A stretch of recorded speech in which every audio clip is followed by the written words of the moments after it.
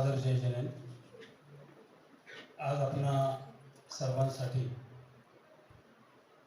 आणि गुरुदेव समंतभद्र महाराजांनी उभारलेल्या ह्या अलौकिक भवनविषयी जो कार्यक्रम आपण या ठिकाणी साजरा करत आहोत, तो कार्यक्रम म्हणजे अत्यंत अपूर्व असा कार्यक्रम आहे.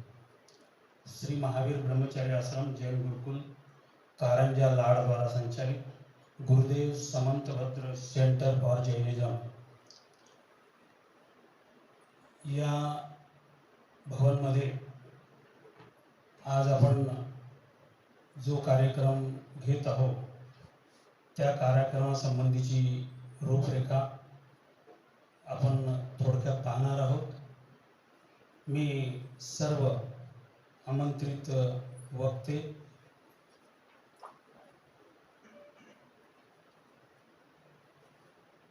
आणि आमंत्रित अतिथीगण यांना सर्वांना सेंटर फॉर जैनिझममध्ये येण्यासाठी अत्यंत विनम्रपणे आमंत्रित करतो आणि त्यांचं अभिनंदन करतो.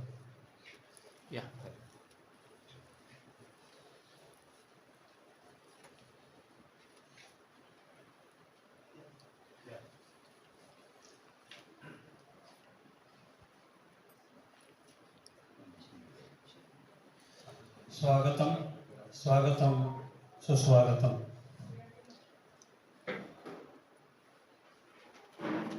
आपण या उद्घाटन सत्र सभा या ठिकाणी प्रारंभ करत आहोत. तशी सभेचा वेळ आपल्या शेड्यूल प्रमाणे 9 वाजेचा असतानाही थोडासा पाहुणे मंडळींना व्यवस्था वगैरे या कारणामुळे आपली सभा जवळपास 1 तास उशिरा प्रारंभ होत आहे. त्याबद्दल मी माझ्यातर्फे क्षमा मागतो आणि ही सभा अत्यंत सुचारूपणे आपल्या वेळेत समाप्त होईल याची सुद्धा मी काळजी घेण्याचा प्रयत्न करतो. सर्वप्रथम मी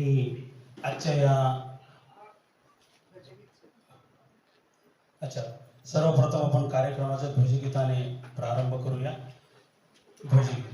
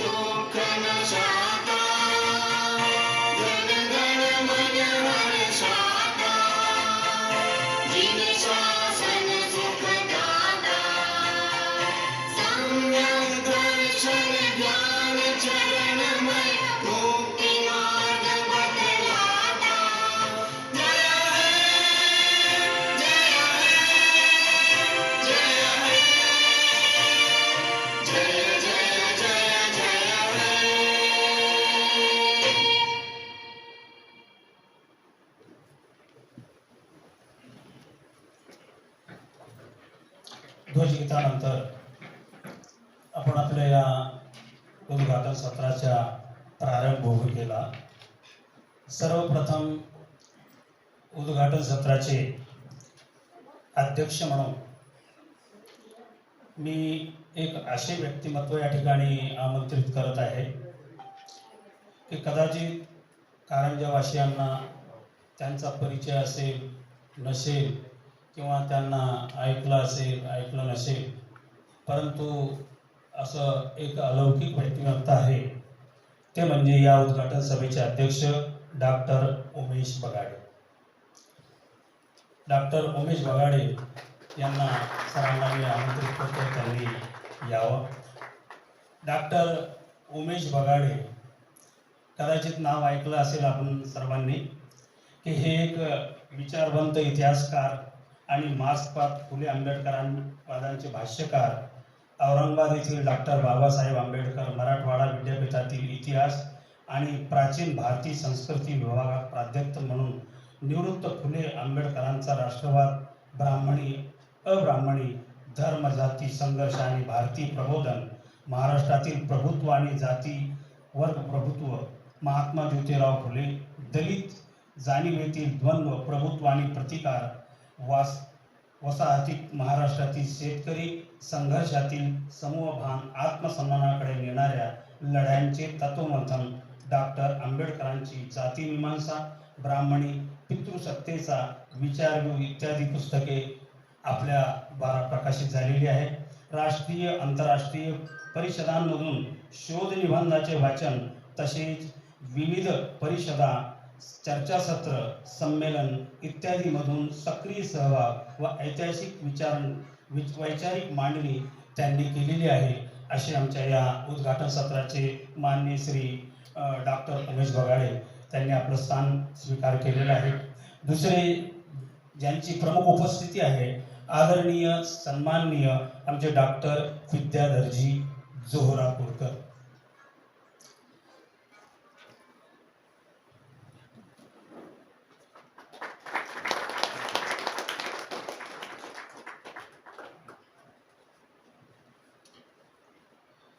आणि हे जे व्यक्तिमत्व आपण पाहत आहोत, यांच्या संदर्भात आपण ऐकणार आहोत.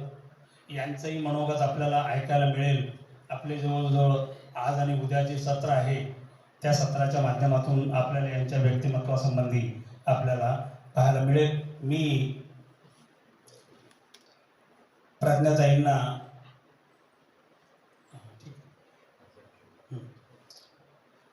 त्यानंतर डॉक्टर गोमटेश्वरजी पाटील यांना मी आमंत्रित करतो. त्यांचंही अभिनंदन आहे. त्यानंतर आपल्या संस्थेचे प्रतिनिधी स्वरूपात महावीर ब्रह्मचर्य आश्रम जैन गुरुकुल ट्रस्टचे विश्वस्त प्राध्यापक कीर्तिकुमारजी भोरे यांना मी आमंत्रित करतो. त्यांनी यावून स्थानापन्न व्हावं.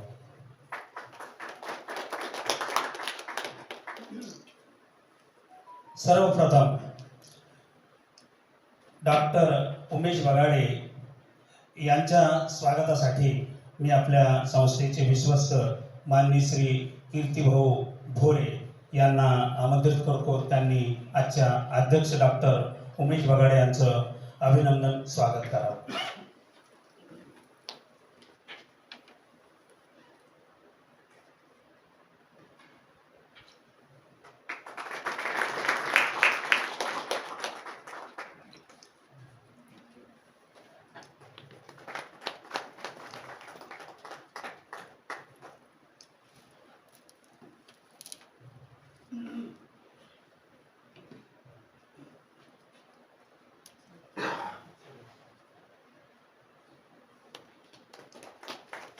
यानंतर जी प्रमुख उपस्थिती आणि ज्यांना लक्षात घेऊन या कार्यक्रमाचं राष्ट्रीय आंतरराष्ट्रीय रूपांतर करून आयोजित करण्यात आलेलं आहे, असे माननीय डॉक्टर विद्याधरजी जोहरापूरकर यांचं स्वागत करण्यासाठी मी आपल्या ट्रस्टीचे ट्रस्टी श्री भरतभाऊ भोरे यांना आमंत्रित करतो. त्यांनी आदरणीय डॉक्टर विद्याधरजी यांचं स्वागत करावं, अभिनंदन करावं.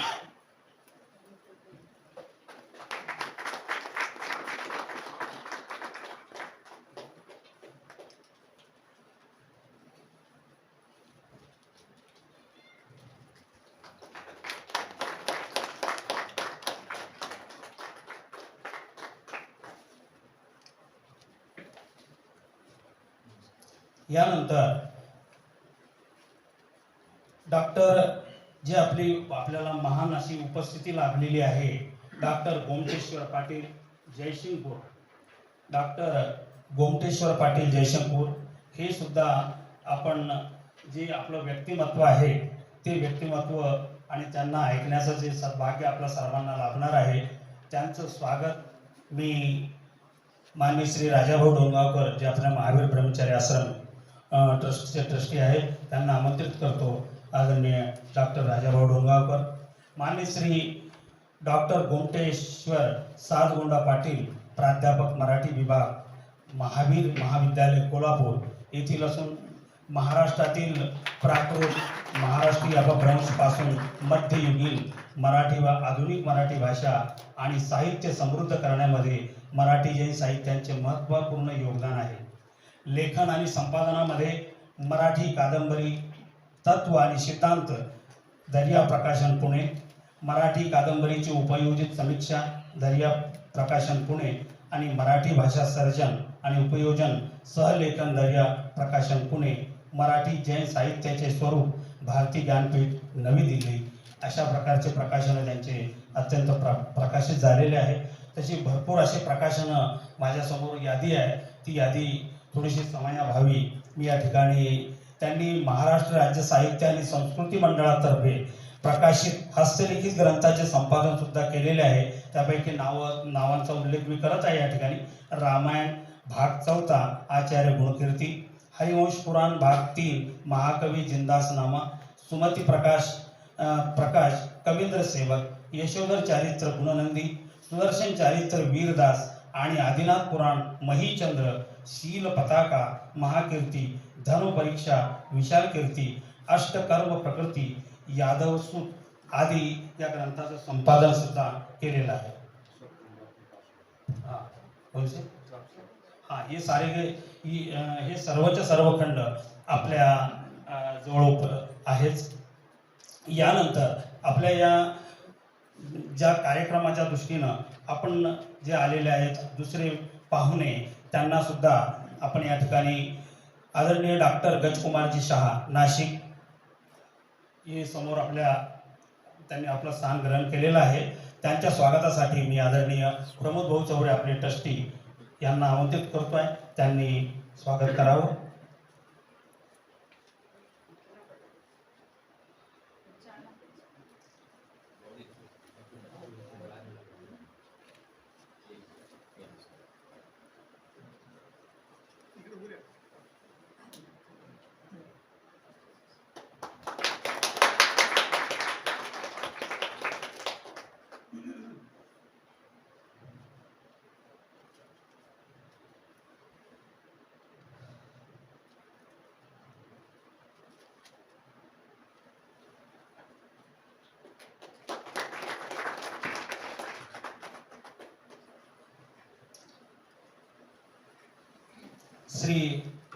यानंतर आपल्या उद्घाटन सत्रासाठी आणि या संपूर्ण कार्यक्रमासाठी उपस्थिती लाभलेले डॉक्टर श्री आर्जव जैन नवी दिल्ली आहे.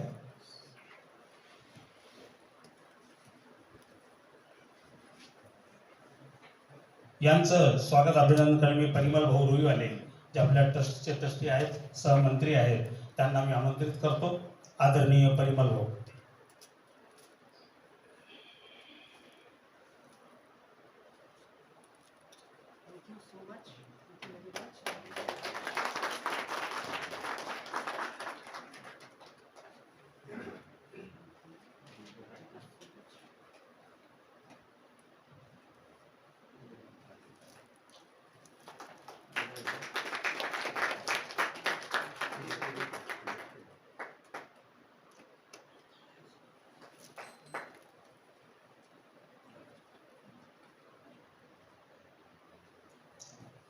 यानंतर डॉक्टर हेमलता जोरापूरकर यांचं स्वागत करण्यासाठी मी प्रज्ञाताईंना आमंत्रित करतो. डॉक्टर हेमलता जोरापूरकर. आदरणीय प्रज्ञा.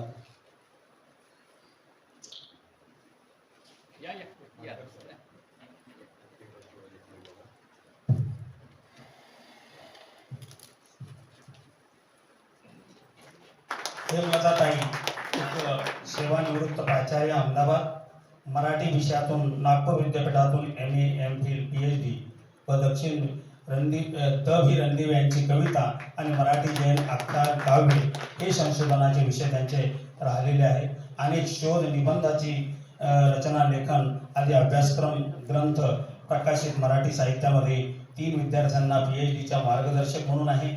विद्यापीठाच्या अभ्यास मंडळाचा आणि MPSCच्या माजी सदस्य, राष्ट्रीय अणुव्रत शिक्षक संसदेच्या माजी उपाध्यक्ष, तपस्विनी, हरवले ते गवसले का या कादंबऱ्या आणि किती छान गोष्टी हा बालकथा संग्रह सुद्धा त्यांचा प्रकाशित झालेला आहे.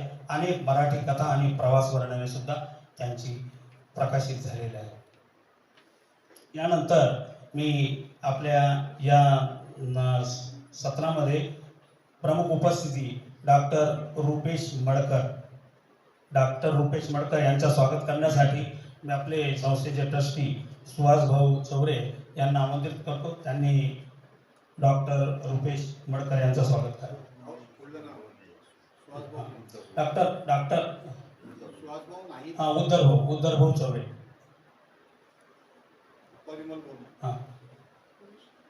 आणि पियुष भाऊ येथील स्वागत करतील. डॉक्टर रुपेश मडकर, छत्रपती संभाजीनगर.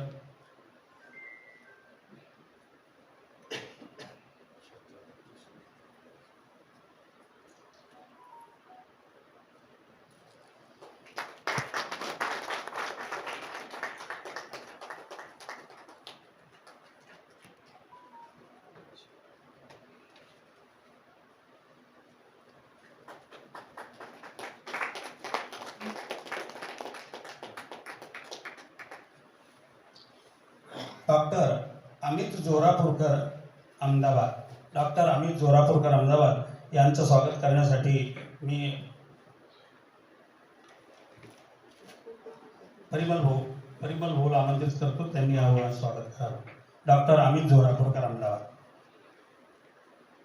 नागपूर विद्यापीठातून PhD औषध निर्माण शास्त्र संशोधनाचा 20 वर्षाचा अनुभव असलेले, अहमदाबाद येथील झायडस रिसर्च सेंटर येथे senior general manager, Marathi, Hindi आणि इंग्रजीत कथालेखन योगायोग. डॉक्टर पद्मनाभ जैनी मूळ इंग्रजी आत्मकथेचा अनुवाद, जो आपण यापूर्वी 7 महिन्यापूर्वी जो कार्यक्रम झाला होता त्यामध्ये आपण तो पाहिलेलाच आहे, सर्वांनी वाचलाही असेल. यानंतर मी आपल्या या उद्घाटन सत्राचा प्रारंभिक भूमिका म्हणून आपल्या या ट्रस्टीचे विश्वस्त आणि विशेष मला हे सांगावंसं वाटतं की खरोखरच स्वप्न सगळ्यांना पडत असते, परंतु त्या स्वप्नाची पूर्ती करणारे लोक फार कमी असतात. त्यापैकी एक या सेंटर फॉर जैनिझमची जे स्वप्न पाहिलेली होती आपल्या कीर्तिभाऊंनी, ती स्वप्न पाहिली नव्हती तर त्याला आकार देण्याचं कार्य सुद्धा त्यांनी केलेलं आहे. हे अत्यंत महान कार्य झालेलं आहे. कार्यक्रमाचं स्टँडर्ड पाहून, कार्यक्रमाची जी काही श्रृंखला पाहून आपल्या सर्वांना कल्पना येऊ शकते. मी असे प्राध्यापक कीर्तिभाऊ भोरे यांना या कार्यक्रमाचं प्रास्ताविक करण्यासाठी या ठिकाणी आमंत्रित करतो. आदरणीय प्राध्यापक कीर्तिभाऊ भोरे.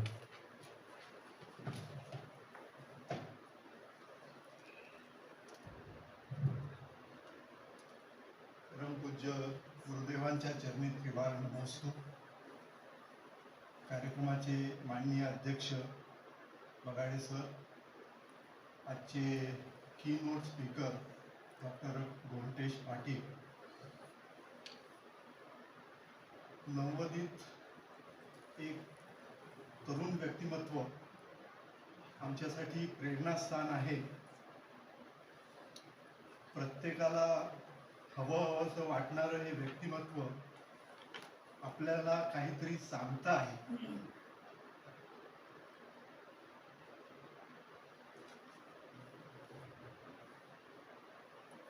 डिटॅचेबल अटॅचमेंट म्हणजे नेमकं काय असतं हे विद्याधर काकांकडे बघून आपल्याला ते मूर्तिमंत असं उदाहरण आपल्या समोर आहे. काका, आपली ही गोष्ट मनाला तर खूप भावते, परंतु प्रत्यक्षात आणण्याची गुरुकिल्ली मात्र अजून सापडत नाही.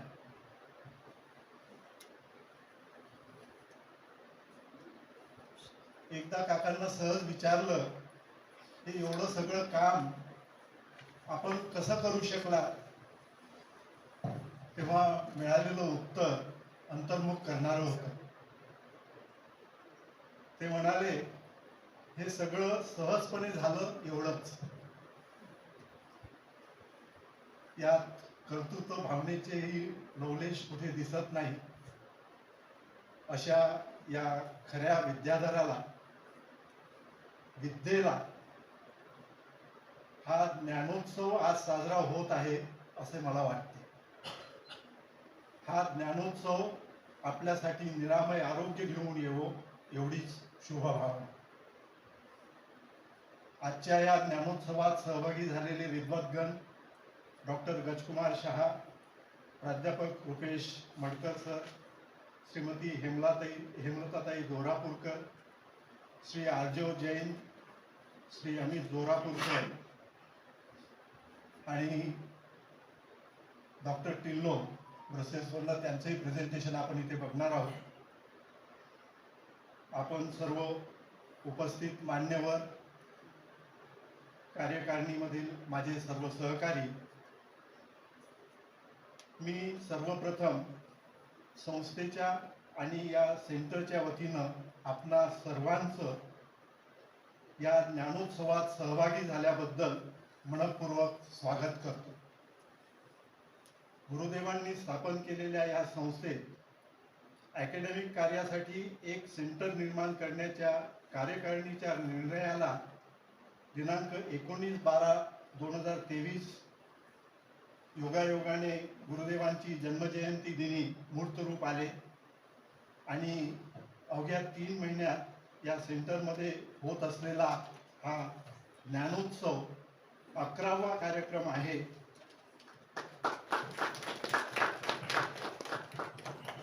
आपल्यासमोर स्क्रीनवर जी वास्तू दिसते ती वास्तू इथे सुरुवातीला होती. त्या जागी आज आपण बसला आहात ही वास्तू निर्माण झालेली आहे. या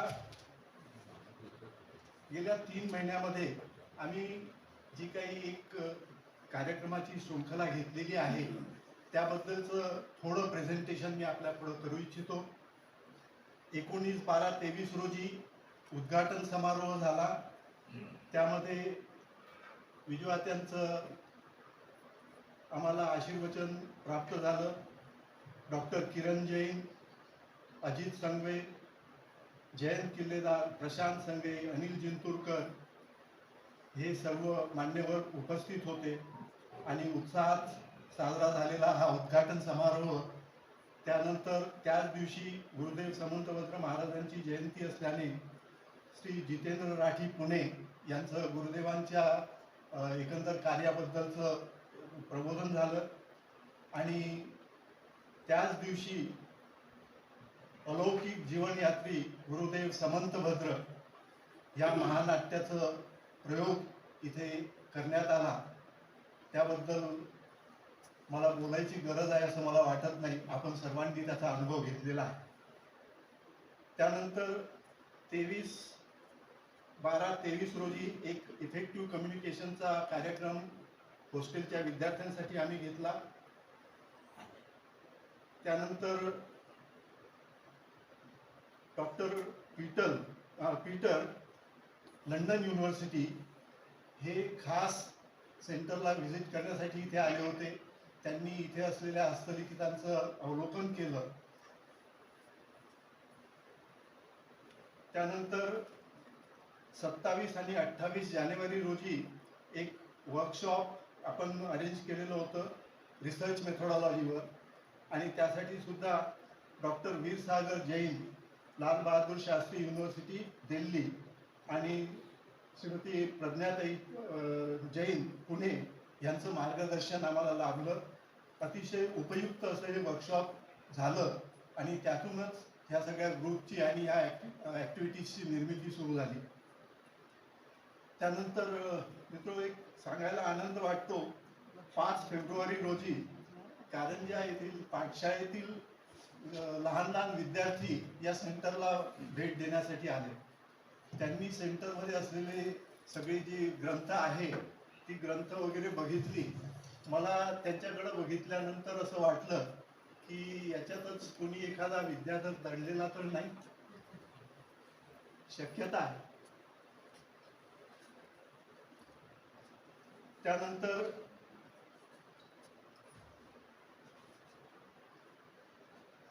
11 फेब्रुवारीला एक युनिव्हर्सल लॉ यावर श्री जयेशभाई सेठ मुंबई, त्यांच्याबरोबर शैलेशभाई आणि श्री मनीषभाई मोदी हिंदी ग्रंथ भांडार प्रकाशन संस्था जी आहे मुंबईची, ह्या लोकांचं एक वर्कशॉप इथे झालं. त्यानंतर 17 फेब्रुवारी रोजी एक टीचर्स ट्रेनिंग प्रोग्राम, ज्यामध्ये अनुप भाऊ गांधी इथे आले होते आणि जवळजवळ 45 टीचर्सनी त्यांच्या या कार्यक्रमाचा लाभ घेतला. How to improve concentration of students हा त्यांचा विषय होता. अतिशय उत्कृष्ट असं 1-2-2.5 तासाचं वर्कशॉप त्या दिवशी झालं. त्यानंतर 7 फेब्रुवारी रोजी श्री सतीश भाऊ देवकीनंदनजी नायक, अमेरिका, पंडित देवकीनंदनजींचे सुपुत्र, हे इथे आले होते. त्यांनी सुद्धा आमच्या टीचर्सला आणि विद्यार्थ्यांना मार्गदर्शन केलं. आणि त्यानंतरचा आजचा आपला हा 11वा कार्यक्रम आहे.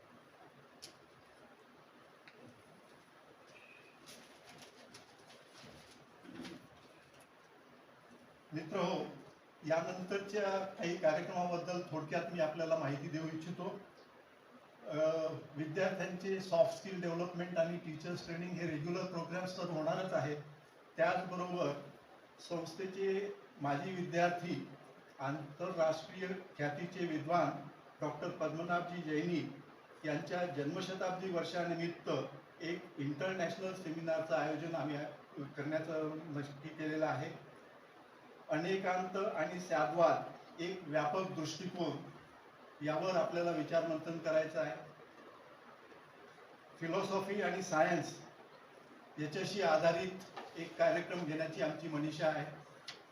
असे विविध अकॅडमिक ॲक्टिव्हिटीज आम्ही प्रस्तावित करत आहोत.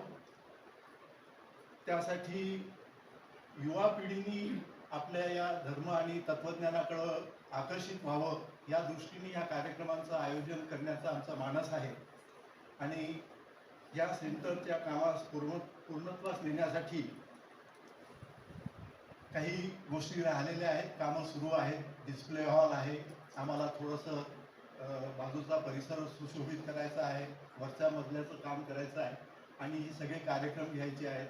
हे आपल्या सर्वांच्या सहभागाने आणि सहयोगातून आम्ही पूर्ण करू याची आम्हाला खात्री आहे. पुनश्च एकदा आपणा सर्वांचे आजच्या या ज्ञानोत्सवात स्वागत करतो. आपले आजचे ज्ञानयोगी विद्याधर काकांना कृतज्ञतेचा नमस्कार करतो आणि थांबतो. धन्यवाद.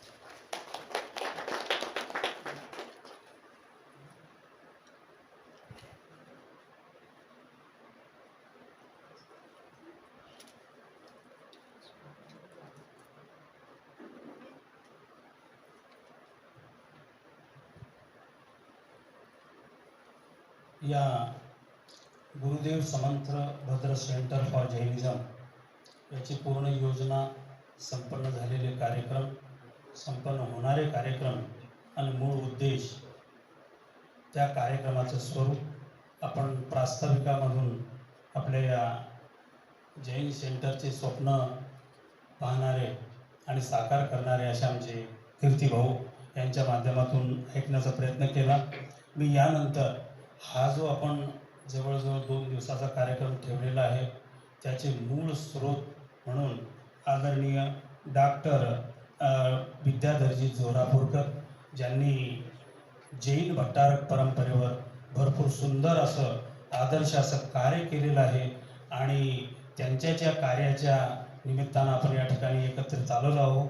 हा कार्यक्रम म्हणून यांचा परिचय देण्यासाठी मी विदुषी प्रज्ञाताई डोणगावकर यांना आमंत्रित करतो की आम्हाला यांचा पूर्ण व्यवस्थित परिचय, जेणेकरून आमच्या जीवनामध्ये सुद्धा काहीतरी प्रेरणा मिळेल. आपण एवढं वय असतानाही आपल्या चेहऱ्याकडे पाहिलं असता असं जाणवत नाही कारण उत्साह तेवढाच जसाचा तसा वाटतो. म्हणून आदरणीय प्रज्ञाताई त्यांचा विस्तृत परिचय आपल्याला करून देत आहे. आदरणीय प्रज्ञाताई. परमपूज्य गुरुदेव समंतभद्र महाराजांच्या स्मृतीला विनम्र अभिवादन करून आजच्या या कार्यक्रमात उपस्थित आपणा सगळ्यांचं मी पुन्हा एकदा स्वागत करते.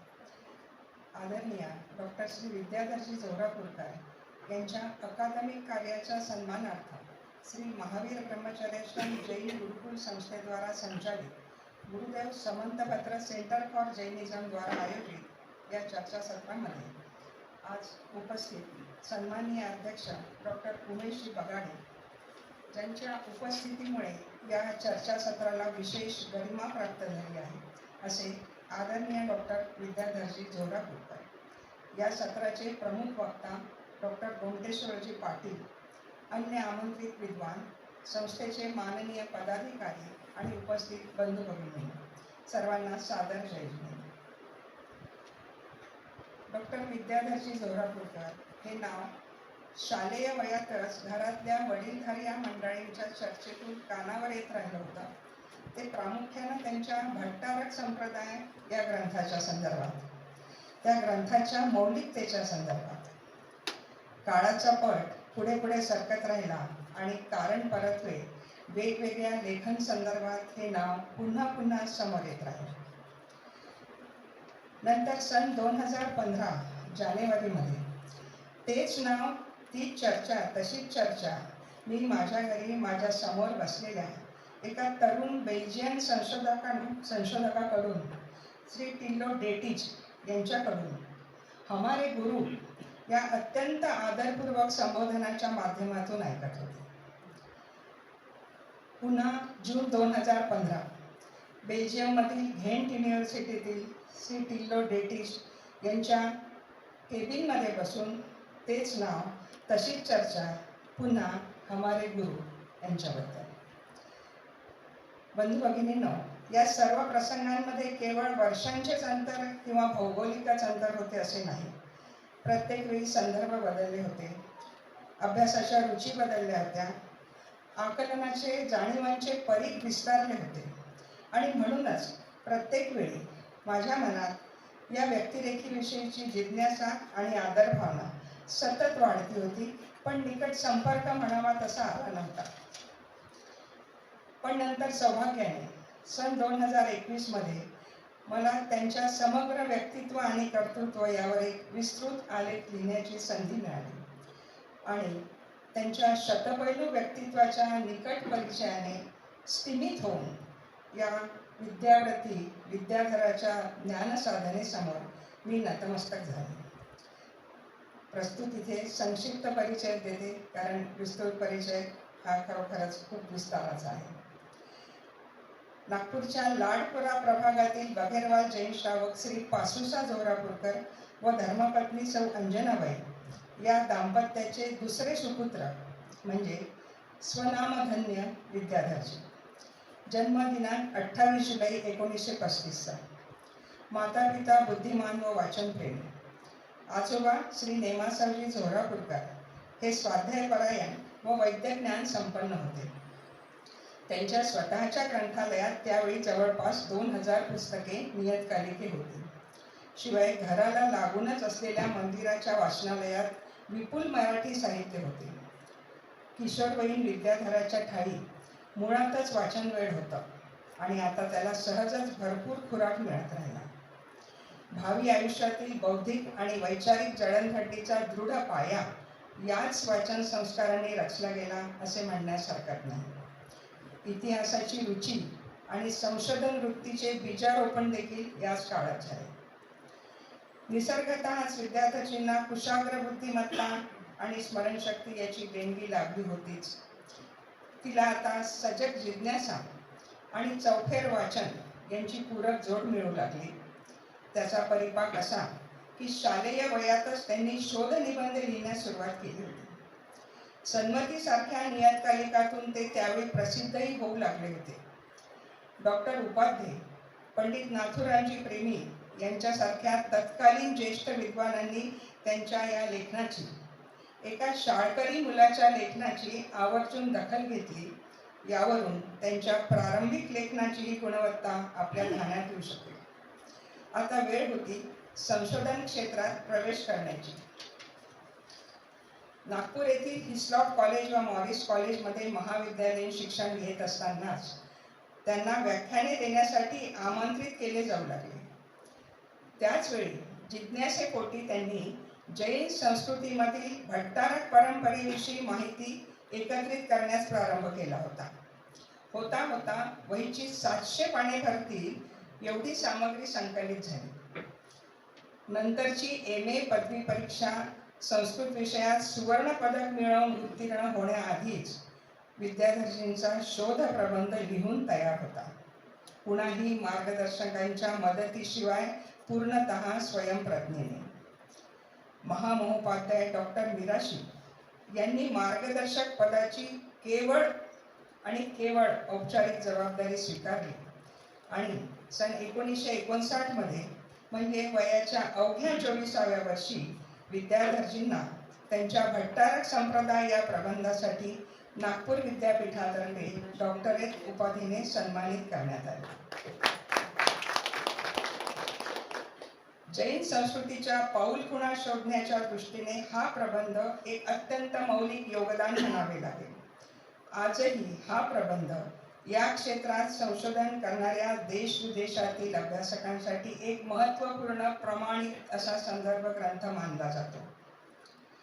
सन 1956 ते 60 या कालावधीतच त्यांनी बगैरवाल ज्ञातिका इतिहास, जैन तीर्थवंदना आणि जैन मराठी साहित्य या ग्रंथांची बरीचशी पूर्वतयारी झालेली होती त्यांची. तिलक मंजिरी, यशस तिलक इत्यादी संस्कृत ग्रंथांचे हिंदी अनुवाद पूर्ण झाले होते. अप्रकाशित, अल्पपरिचित अशा ग्रंथांचे संशोधन, संपादन शास्त्रशुद्ध पद्धतीने करण्याची प्रक्रिया ही त्यांनी सुरू केली आणि ती सातत्याने सुरूच राहिली. त्यापैकी काही महत्त्वपूर्ण कृती आहेत. ब्रह्मचारी जिनसागर यांची समग्र कविता, विश्वतत्व प्रकाश, प्रमेय, जैन शिलालेख संग्रह भाग 4 व 5, कुवलय माला, विवेक विलास, वीर शासन के प्रभावक आचार्य, भगवान महावीर, उपदेश व परंपरा इत्यादी. याशिवाय विविध विषयांवर त्यांनी लिहिलेले शताधिक शोध निबंध देखील प्रसिद्ध झाले आहेत. केवळ प्रतिभा असणे पुरेसे नसते, त्याला प्रामाणिक परिश्रमांचं पाठबळ असावं लागतं. हे आदरणीय विद्याधरजींचं संशोधन क्षेत्रातील वैविध्य पाहून निश्चितच मानावं लागतं. याविषयी ते म्हणतात, सतत वेगवेगळ्या विषयांचा शोध घेणे ही माझी अंतःप्रेरणा आहे. त्यासोबतच त्या विषयात मला वेगळं नवीन असं काय देता येईल यावर माझं चिंतन सुरू असतं.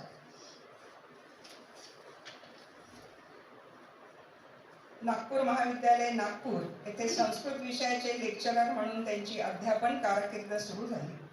सन 1959 ते 1989 या काळामध्ये मध्य प्रदेशातील जबलपूर, जावरा, मंडला, भोपाळ येथे असिस्टंट प्रोफेसर पदावर ते कार्यरत होते.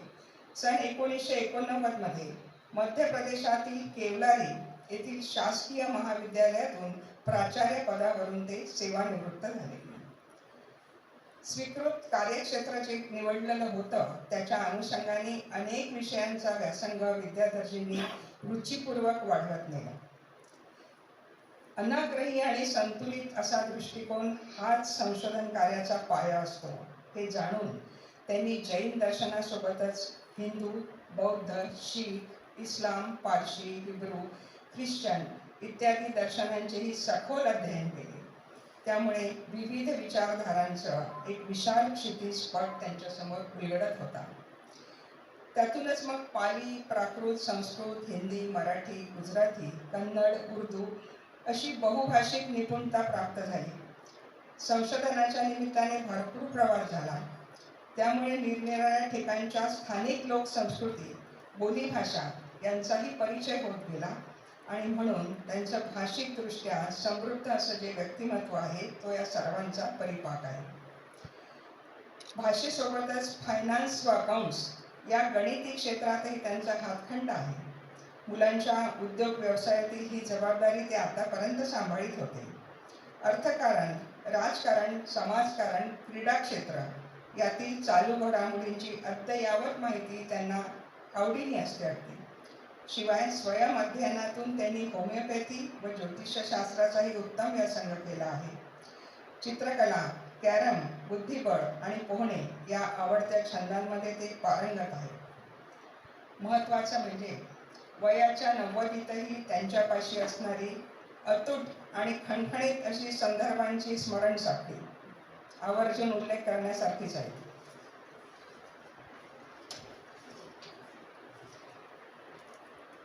दक्षिण भारत जैन सभेच्या वतीने सन 1998 मध्ये त्यांना आचार्य विद्यानंदी पुरस्कार प्रदान केला गेला.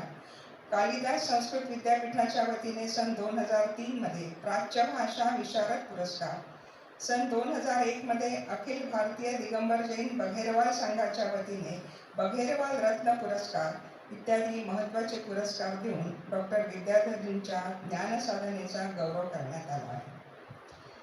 अकादमिक परिचयामध्ये आपण हा सगळा भाग ऐकला. बंधू भगिनींनो, ज्ञानसाधनेचं सम्यक फल असते निराकुल प्रसन्नता आणि निर्लेप साक्षीभाव. तत्वज्ञान प्रत्यक्ष जगणाऱ्या या जातिवंत ज्ञानसाधकाच्या वृत्तीमध्ये या दोन्ही गोष्टींचे अत्यंत विलोभनीय दर्शन आम्हाला घडते. म्हणूनच निखळ ज्ञान आराधनेच्या उद्देशाने सुरू झालेल्या या सेंटरतर्फे आदरणीय डॉक्टर विद्याधरजींच्या सन्मानार्थ हा ज्ञानोत्सव आयोजित होत आहे. यापेक्षा सुंदर मणिकांचन योग तो कोणता. आदरणीय डॉक्टर विद्याधरजींच्या विद्याव्रताला अभिवादन करून आणि त्यांना निरामय दीर्घायू लाभासाठी सविनय शुभेच्छा देऊन मी विराम देते. धन्यवाद.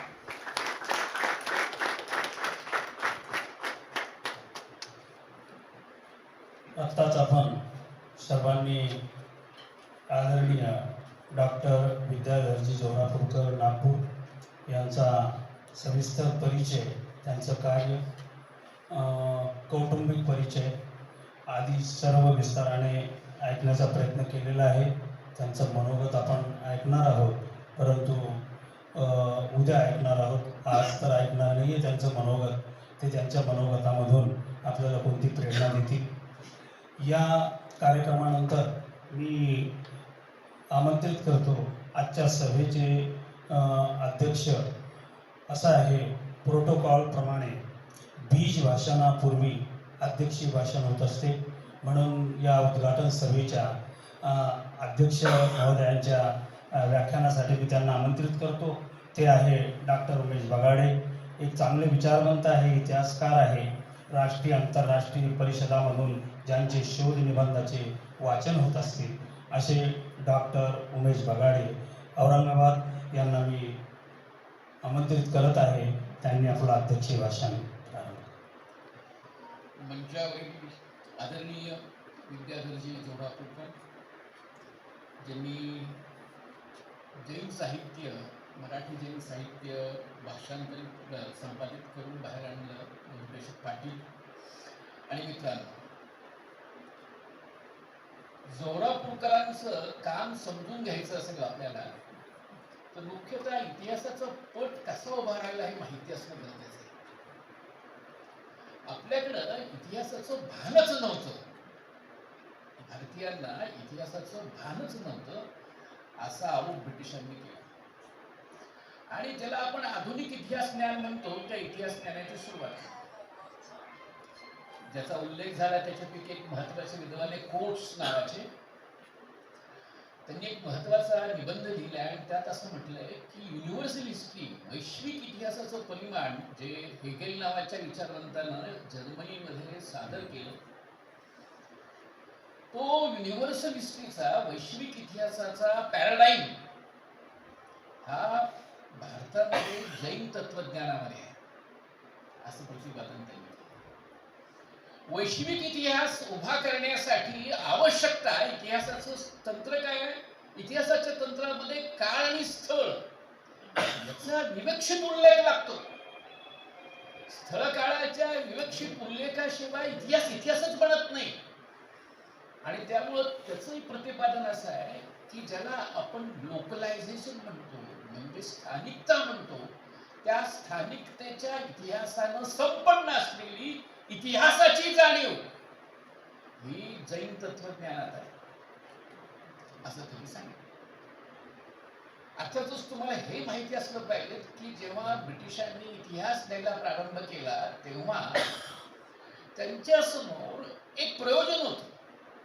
तुमच्या काहींना माहिती असेल, हिस्टिकनं परंपरा सुरू केली की हा जो एका अर्थानं मुघलांचा कालखंड होता, त्या कालखंडामध्ये एकच कायदा सर्वांना लागू होता, आम्ही उदार आहोत, आम्ही आधुनिक आहोत, आम्ही प्रगत आहोत, प्रत्येक धर्माला त्यांचा कायदा आम्ही दिला. आणि म्हणून हिंदू धर्माचा कायदा करण्यासाठी एक मोठा ज्ञान उभारणीचा कार्यक्रम हेस्टिंगच्या काळात उभा झाला. आणि मग तुम्हाला असं दिसेल की एशियाटिक सोसायटी बोलतात त्याला, मुंबईला एशियाटिक सोसायटी स्थापन झाल्या आणि भारताच्या अध्ययनाची परंपरा सुरू झाली. मग तुमच्या लक्षात येईल की जवळजवळ 500 ब्राह्मण, 600 ब्राह्मण, संस्कृत जाणणारे ब्राह्मण यांच्याकडून भारतामधल्या पोथ्यांचं भाषांतर सुरू झाली. वेदांची भाषांतर झाली, गीतेचं भाषांतर झालं, भाषांतराची योजना झाली. इथं जैन धर्म हिंदू धर्माचा भाग म्हणूनच अभ्यासला जाऊ लागला. हिंदू या कल्पनेमध्येच जैन, आणि त्यामुळे त्या कालखंडामध्ये जो उपक्रम उभा राहिला त्याच्यामध्ये जैन धर्माचं अध्ययन जवळजवळ बाजूला ढकललं गेलं. नंतर मोनियर विल्यम्स आहेत किंवा कुलब्रुक आहे, आदी लोकांनी अभ्यास करायचा प्रयत्न केला, परंतु पुन्हा हिंदू धर्माच्या एक पंथ या चौकटीत अभ्यास करायचा प्रयत्न केला. आणि त्यामुळे अर्थातच तुमच्यापैकी बहुतेकांना हे लक्षात असेल की जैन धर्म किंवा बौद्ध धर्म यांना परिघावर ढकललं गेलं आणि मध्यवर्ती झाला तो ब्राह्मी वैदिक धर्म. म्हणजे वैदिक ब्राह्मणी धर्माच्या परिघावरचे पंथ म्हणून त्यांना पाहिलं जाऊ लागलं. त्यामुळे इतिहासाची ही निर्दोष चौकट होती का? भारतीय इतिहास समजून घेण्याचा हा योग्य पवित्र होता का? मग तुमच्या लक्षात असेल की हा पवित्र दुरुस्त करणं, जो वसाहतवाद्यांनी पवित्र दिला, भारतीय इतिहासाकडे बघण्याचा दृष्टिकोन दिला, जी भूमिका दिली, त्याला दुरुस्त करण्याचं काम आपल्या परीनं ज्यांनी केलं ते विद्याधरजी आहेत. म्हणजे तुम्हाला हे लक्षात असलं पाहिजे की हे दुरुस्त करणं सोपं नव्हतं. त्यासाठी ज्ञान व्यवहारामध्ये तेवढाच हक्क, दबदबा, सामर्थ्य लागतं. हे सामर्थ्य उगाच येत नाही. सरांच्याकडं संस्कृत आहे, प्राकृत आहे आणि बहुभाषिकता आहे. जैन धर्माचा इतिहास हा वैशिष्ट्यपूर्ण यासाठी आहे, तो केवळ संस्कृत भाषेत नाहीये, तो अपभ्रंश भाषेमध्ये, अपभ्रंशाचे सुद्धा अनेक प्रकार जैन वाङ्मयात आढळतात. किंबहुना संस्कृतचा अपभ्रंश नावाचा व्यवहार केवळ जैन वाङ्मयातच आढळतो. त्यामुळे ही समृद्धता भारतीय सर्व भाषांना समृद्ध करणारी बाब आहे. महाराष्ट्राची मराठी, कर्नाटकची कानडी, तमिळ या सर्व भाषांना समृद्ध करणं. आणि लक्षात घ्या, तत्वज्ञान, जैन तत्वज्ञानाची पूर्णपणे भाषा त्या त्या भाषेमध्ये साकार करणं हे जुन्या काळापासून जैन धर्माच्या वाङ्मयामध्ये तुम्हाला सातत्याने आढळून येत आहे. मग हे जे संपूर्ण वारसा आहे, हा वारसा लोकांसमोर आणणं ही एक ईर्षा, ही तुम्हाला तुमच्या आयुष्याचा, तुमच्या एकंदरीत भवितव्याचा मार्ग म्हणून जोरापूर सरांनी दाखवली. सगळ्यांना माहिती असलं पाहिजे की सर्वसाधारण इतिहासामध्ये, आता कीर्तिकुमार ढोरे सर मला सांगत होते की मी फिजिक्स आहे, मला इतिहास आवडतो. एक साधं तत्व आहे, सर्वसामान्य माणसाला सहजपणानं कळणारं तत्व आहे. इतिहास माणसाला माणूस काय असतो हे सांगतो. तुम्ही माणसाला माणूस काय आहे हे सांगण्यासाठी काय करणार आहात? इतिहासच सांगणार आहात की असा माणूस वागतो बघ, म्हणजेच तुम्हाला माणसाचं माणूस पण सांगता येत. जैन माणसाला जैन धर्माचा इतिहास सांगितल्याशिवाय जैन असण्याचं अस्तित्व आणि जैन असण्याचा अर्थ समजणार कसा?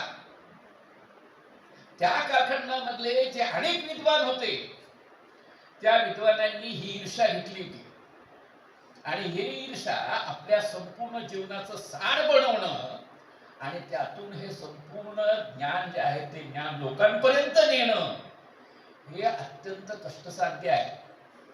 तुमच्यापैकी बहुतेकांना हे माहिती असलं पाहिजे, त्यासाठी विलक्षण कष्ट लागतात. तुम्ही मध्ययुगीन कालखंडामधले किंवा प्राचीन कालखंडातले शिलालेख वाचणं त्याचं वेगळं शास्त्र आहे.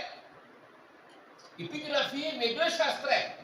त्या कालखंडातलं संस्कृत, त्या कालखंडामध्ये लिहिली जाणारी लिपी याच्यावरचं पांडित्य नसेल तर तुम्हाला ते शिलालेख वाचता येणार नाहीत.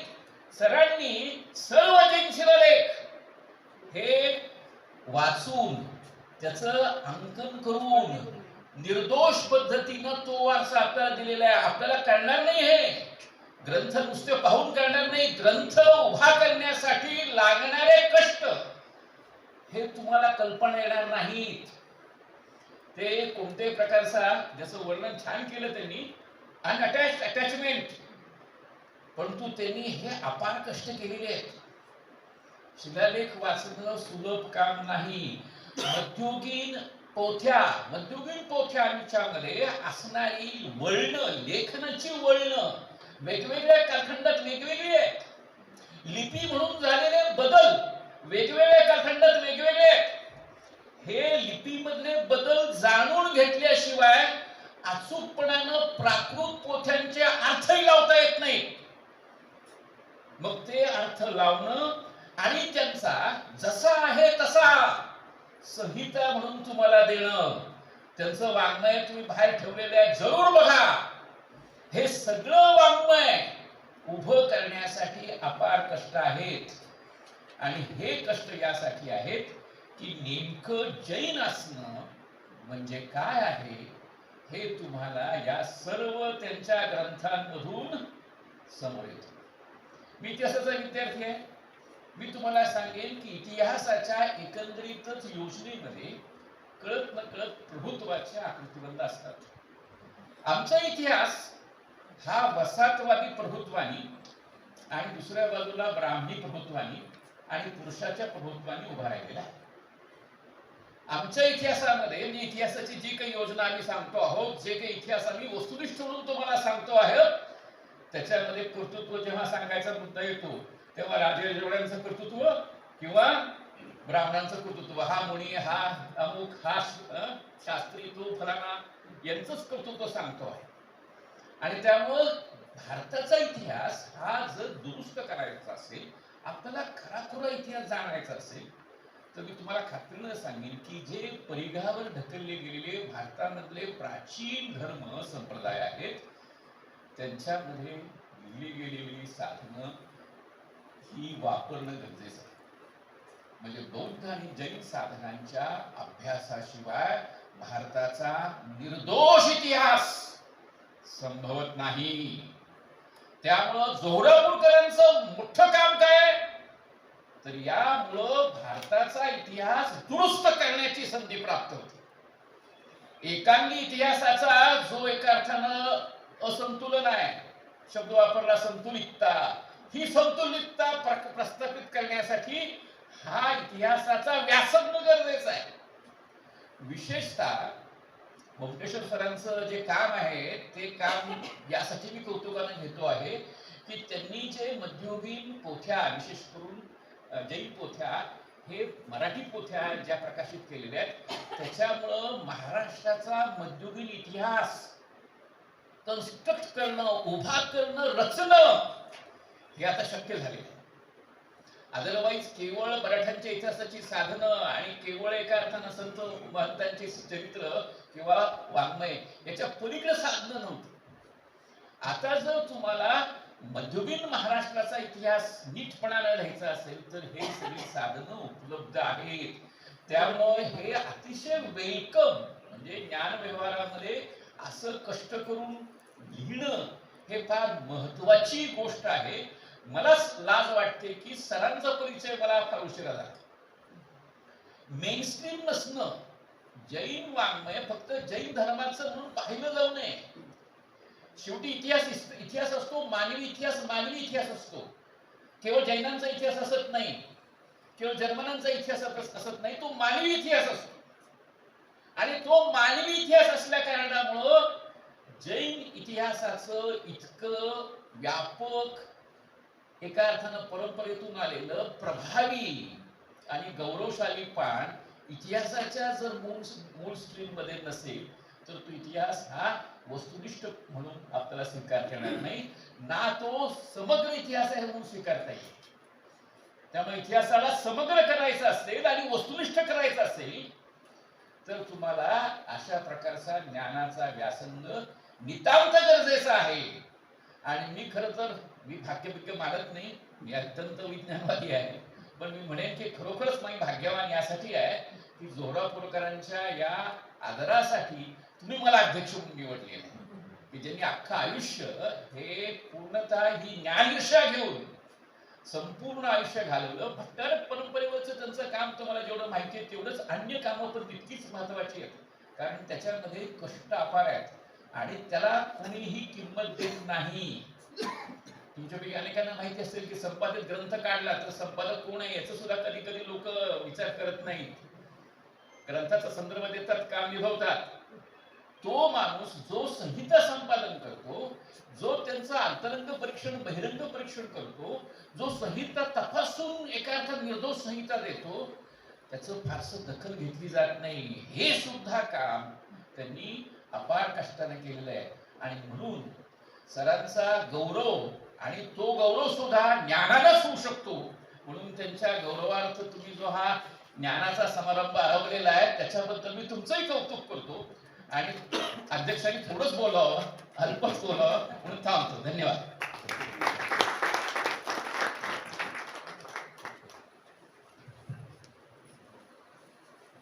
सरांना खूप खूप धन्यवाद.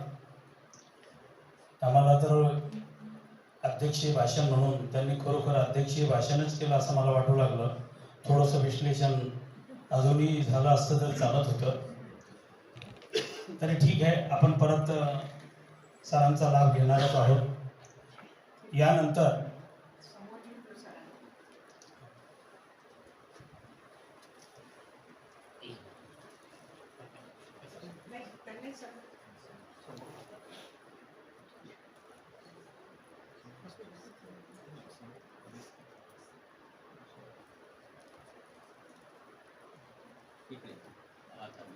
सर, पुढची